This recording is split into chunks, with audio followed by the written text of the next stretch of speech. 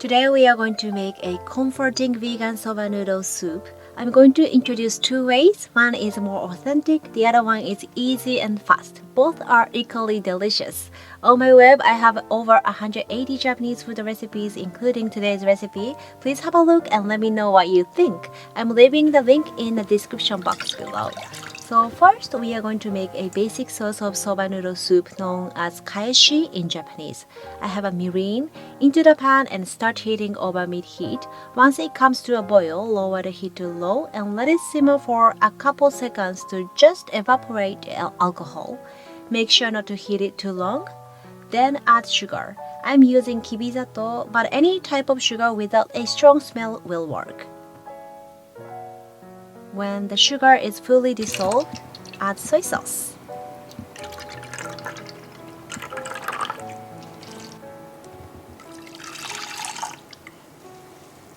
Just before it comes to a boil, off the heat and try not to boil it to retain the aroma of soy sauce by keeping the low heat.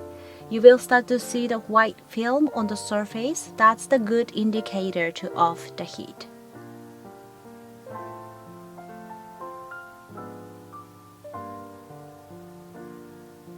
Transfer into the glass jar and let them cool down to a room temperature.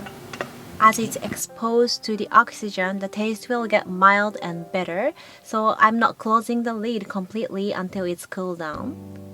This kaeshi will last up to a month in the fridge. Soba noodle soup is a mixture of this kaeshi and soup stock. So let me show you two ways of making soba noodle soup. First, starting off with the authentic and natural conscious version. To make a soup stock, which is called dashi in Japanese, I have a shiitake mushroom soaked overnight and also kombu, seaweed, soaked for about an hour. Remove the shiitake mushroom and kombu. And now if you really like the mushroom flavor, you can go ahead and squeeze the mushroom to amp up the flavor, but dried mushroom have a quite strong earthy smell and aroma, so if you don't want it to overpowering, don't squeeze that. The exact measurement is on my blog. Pour dashi into the pot and add kaeshi and just warm it up as you like and your soup is ready. I have a whole video talking about dashi. If that interests you, please go to the description box for the link. And for the easier version but delicious version, in the soup bowl, add kombu dashi powder and kaeshi, then pour the hot water. That's it. Easy, right?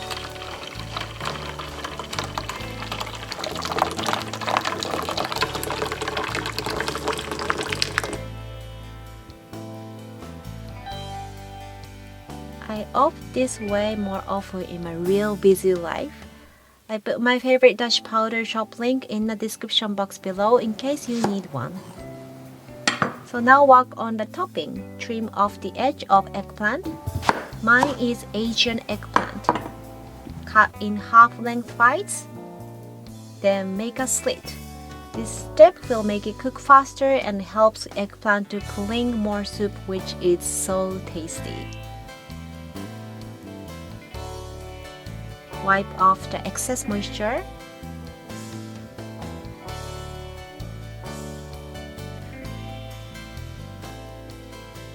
To the pan on medium heat, we are gonna shallow fry the eggplant. It does splatter, so be careful.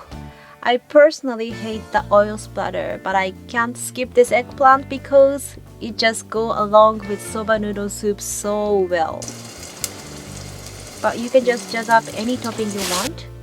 Please share what your favorite topping is in the comment section. When you start to feel the eggplant become squishy, it's time to transfer onto the wire lag.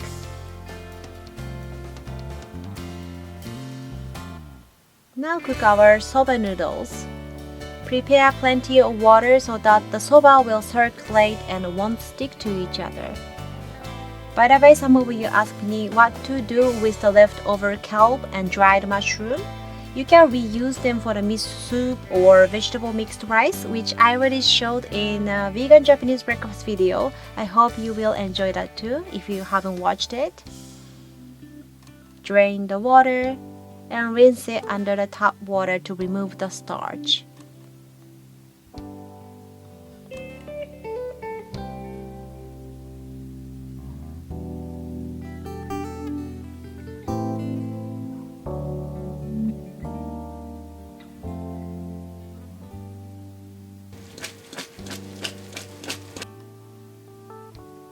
Make sure to remove the moisture as much as possible.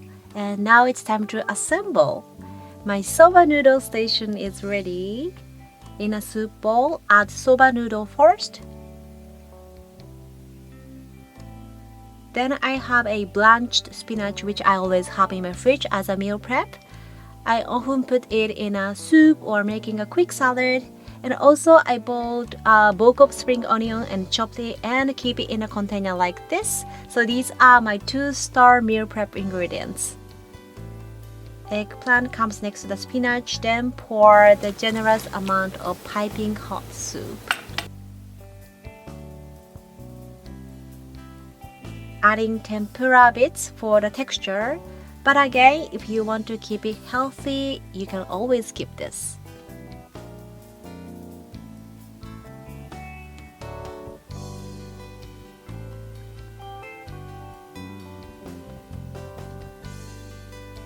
Sprinkle Japanese 7 spices if you want to, and to me, it's a must-have. There you go. Once you know how to make soba noodle soup, it's very handy. Other than soba noodle, udon noodle is the popular one to put into, and I hope you will try this on a cold winter day.